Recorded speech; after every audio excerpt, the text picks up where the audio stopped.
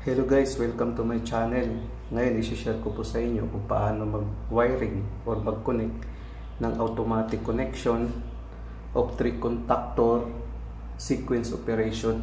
Bago natin bisahan ang pag-connect, kikilalanin muna natin yung device na ating gagamitin. Ito yung M1 natin, magnetic contactor 1, magnetic contactor 2, magnetic contactor 3. Ito naman yung timer 1, ito, timer 2, at saka timer 3 naman ito. Tapos mayroon din akong nilagay dito na indication lamp para sa M1. Kung gagana ang M1, gagana ang indication lamp. Mayroon din sa M2, gagana ang indication 2. Ang M3 naman, gagana ang indication lamp ng M3. Ito yung M3 natin, magnetic contactor 3. Bali, kung gagana ito, iilaw ito. Kung gagana naman ito, iilaw din ito. Kung gagana naman ito, iilaw din ito. Mayroon din tayong stop push button. Ito yung stop push button natin. Ito naman yung start push button natin. Kung makikita nyo dito guys, naka-looping lang yan lahat. Naka-looping lang siya. So nilagyan ko na rin ng looping para sa line 2 natin. May looping na siya. Bali, ang wawiringan natin sa line 1 na lang dito na lang banda. Yung dito kasi tapos na tayo. Paraan na rin to guys para mabilis tayo sa wiring. Para sa baguhan pa lang sa aking channel, maaari po kayo mag-subscribe, paki-press na rin ang notification bell para updated po kayo sa susunod kong video. Ngayon, nagpisahan na natin ang wiring. Ang una, kabit natin yung line 1 dito. Tapos ipitan natin.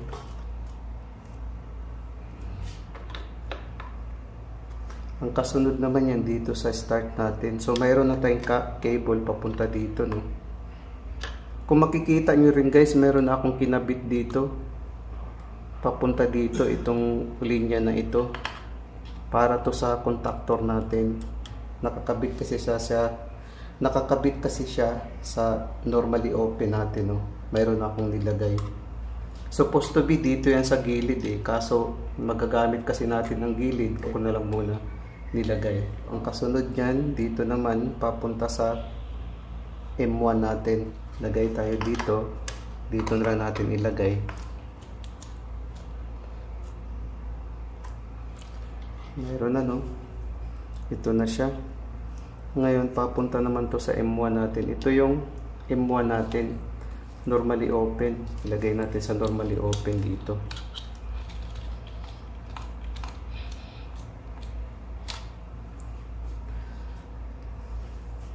Tapos, lusot naman siya sa kabila. Mayroon din dito sa timer natin, no? Maglagay din tayo sa timer. Timer 3 natin. Lusot ito sa timer 3 natin, no? Normally open din. Ito na yun, ilagay natin sa timer 3, normally open. Ito yung timer 3 natin, guys. Ang kasunod naman yan, dito na tayo sa kabila. So, ilagay natin dito.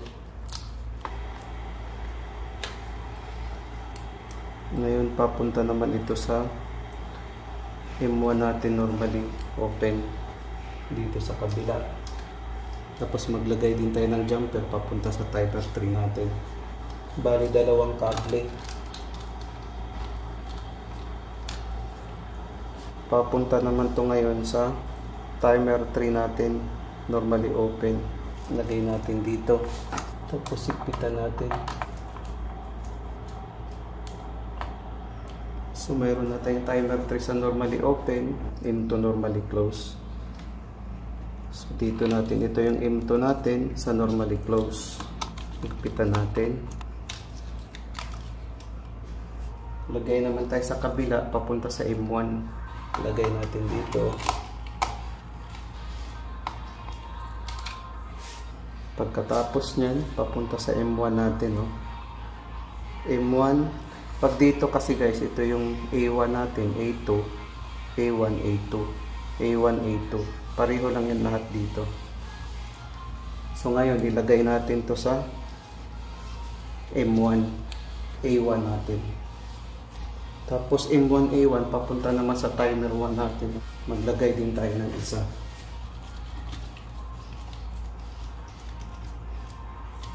Papunta ngayon sa timer 1 natin. Bali, naka-looping lang siya. Timer 1, A1 natin. So bali tapos na tayo guys, no. Dito naman tayo ngayon. Maglagay tayo dito sa timer, no. Dito natin ilagay. Tapos nito papunta ngayon sa nakalagay na tayo dito, papunta sa timer 1 natin, normally open. Lagay natin dito. Tapos timer 1 natin papunta naman sa M2, normally open. So maglagay pa tayo ng isa pang jumper. Bali dalawang kable ilagay natin dito. Higpitan natin. Tapos itong timer 1 papunta naman to ngayon sa M2 natin, normally open. Ito yung M2 natin. Lagay natin dito sa normally open. Tapos lusot naman sa kabila guys. Lusot sa dito sa normally open ng timer 1 at saka M2. Bali ilagay natin dito sa M2. Dito muna sa timer 1 natin. Ilagay natin dito sa timer 1. Normally open. Lusot naman dito sa M2. Tapos dalawang kable ilagay natin dito para sa normally close ng M3. Lagay natin dito sa M2. Higpitan natin. Mayroon na, no? Tapos ngayon papunta naman to sa M3 natin. Normally close. M3 normally close. Ito yung M3 natin guys. Tapos ngayon lusot naman sa kabila. Papunta naman to ngayon sa M2 natin. So ilagay natin dito sa M3. Higpitan natin.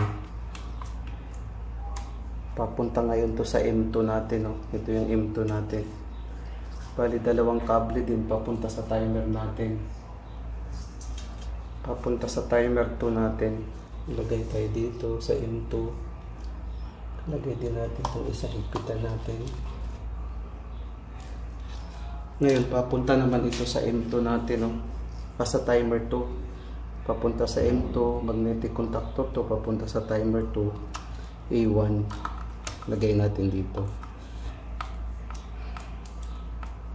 Bali tapos na tayo guys. Ngayon maglagay naman tayo ngayon sa M2. Normally open papunta dito. Papunta naman to ngayon sa timer 2 natin, no? Ito yung timer 2 natin, normally open. Lagay natin dito timer 2. Tapos papunta naman sa M3 natin, dalawa. Bali dalawang kable ilagay natin. Ito ilagay natin. Ilagay natin dito sa timer 2. Higpitan natin. Papunta naman to ngayon sa M3 natin, no? Magnetic contactor 3. Normally open. Dito natin ilagay. Lusot naman sa kabila. Bali dalawang kable din ilagay natin guys, no? Ito siya. So lagay tayo dito. Normally open. Papunta naman ito sa normally open ng M3 natin. Tapos maglagay tayo ng isa pang kable.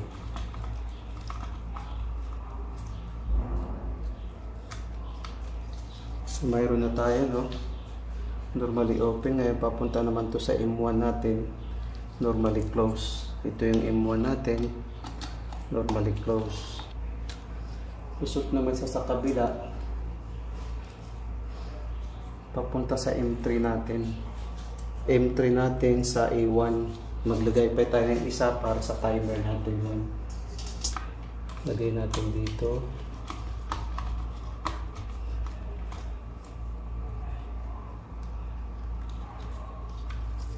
Papunta to ngayon sa timer 3 natin, A1. Lagay natin dito.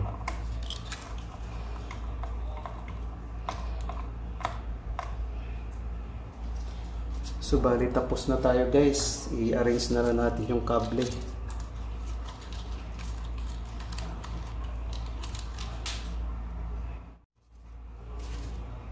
Lagyan natin ng power ngayon guys, no?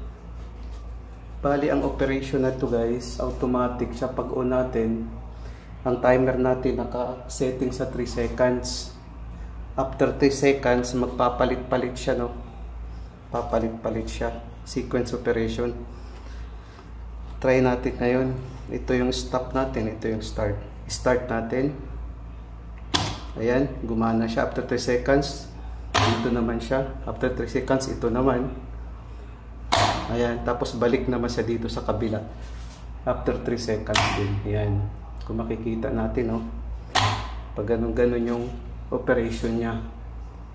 Ayan. Pag maggagana ito, guys, iilaw ito. Pag gagana naman ito, ito naman iilaw. Pag gagana ito, ito naman ang iilaw. So, yun yung operation niya, guys, no? Kung makikita natin. Ayan. Ngayon, patayin natin. Ilagay natin sa 4 seconds. 4 seconds. 4 seconds. So, bali 4 seconds. Pag 4 seconds, magpalit-palit siya, no? Tingnan natin. Try natin. Ayan. 4 seconds. 1, 2, 3, 4. Ayan. 1, 2, 3, 4, yan. Palit naman siya dito sa kabila. Bali 4 seconds magpapalit siya, no? Sa kabila naman, kung maka-county ka ng 4 seconds, papalit-palit siya. Yan. Ngayon, kung ilagay naman natin sa 1 second, pwede rin, no? Ilagay natin sa 1 second. Ito, guys, depende na yan kung saan ang gusto mo, kung paano mo i-setting ang timer, no? Depende na yan sa'yo. Kasi ito, demonstration lang naman. Yan. Yan. Ayan. Ayan. Ayan. Ganun siya, guys.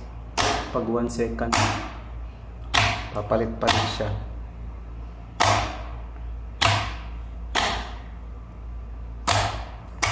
Okay, guys, maraming salamat. Sana sa mga baguhan pa lang sa aking channel, mag-subscribe po kayo. Paki-press na rin ang notification bell para updated po kayo sa susunod kong video. Maraming salamat, guys. Hanggang sa muli.